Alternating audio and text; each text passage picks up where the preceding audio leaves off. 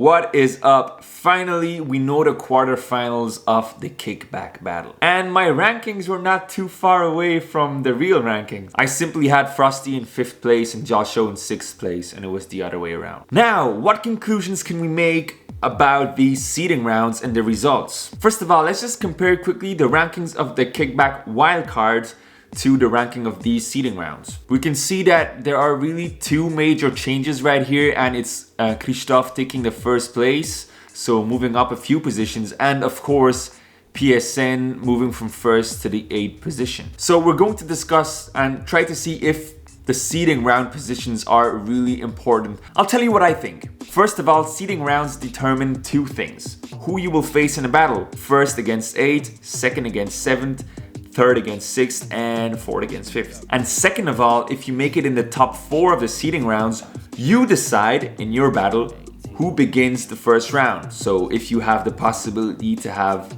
the last round, or if you start. But now this second point here is a tricky point. It may seem to be a good idea to go in 2nd in a battle, but actually for me, in this format, it may be the other way around. Let me make it clear. In a live battle, let's say at the GBB, finishing the battle with a good round and having your opponent not being able to answer, having done his 2 rounds already, is a really good strategy. But in an online battle with pre-recorded rounds, judges can go back and forth and listen and analyze each round individually if they want. And also, they might expect something more from the looper who has the chance to go 2nd and finish the battle. They might expect from this looper to bring an answer to his opponent who did the rounds before him. Countering or answering your opponent is easy in solo beatbox because you are more free to make certain sounds or say certain things. But it's very difficult and extremely challenging in a loop station battle, especially now that the loopers have to focus on the mkII, which is a new machine, and they are still learning how to use it. Therefore, in my opinion, ranking 1st or 8th in the seeding round is not really important, and it doesn't really give you an advantage if you're high in the rankings. However, if you are ranked high, it can, on the other side, put some extra pressure on your shoulders. Okay, I'm not going to talk too much about the seeding rounds because I already did in my reaction/analysis videos. I'll just say that, and it helps me to judge.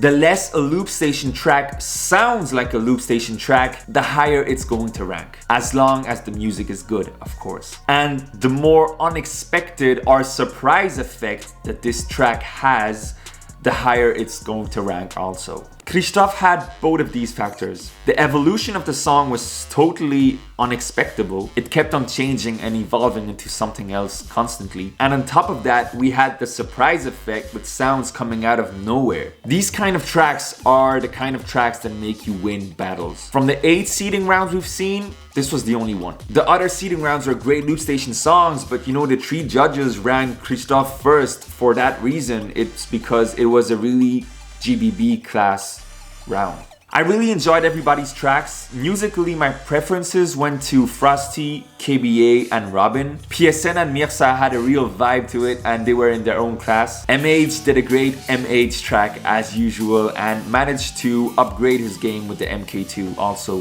with ease, I must say. I kept Joshua for last because I simply love this guy. He became one of my favorite loopers in these past months. And once again, he just put that smile on my face when I was listening to him. I'm really excited to check out his music for the quarterfinals. Speaking of which, here they are. I know you guys would want me to make predictions right now, but it is so difficult, especially because of the mkII. I'll try my best, but we've heard loopers only once on the mkII. And as a looper myself, I know how fluctuating our tracks are from one track to the other when we are making songs. One day we could come up with a banger, and the next day we just make a track and we just spend maybe 10 hours looping this day and absolutely nothing comes out of it except a mediocre track. I would say, however, in terms of making tracks, extra device loopers have a little advantage. They can transpose what they had from the 505 to the mkII while keeping their extra devices, for example input effects. But I'm sure that these extra device loopers will try their best to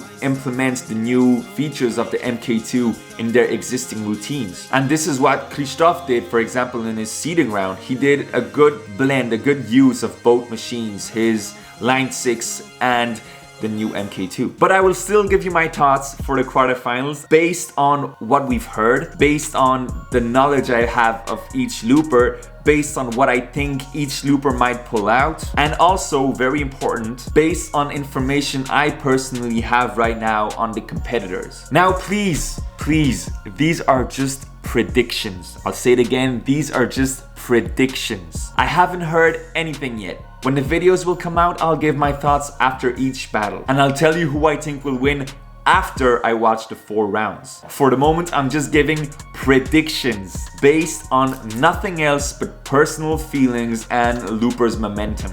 So here they are. I am not going to comment too much. I'll just say that for mH and Joshua, for me, it's a real 50-50 right now. If I had to predict something, I have absolutely no idea who could take away this battle.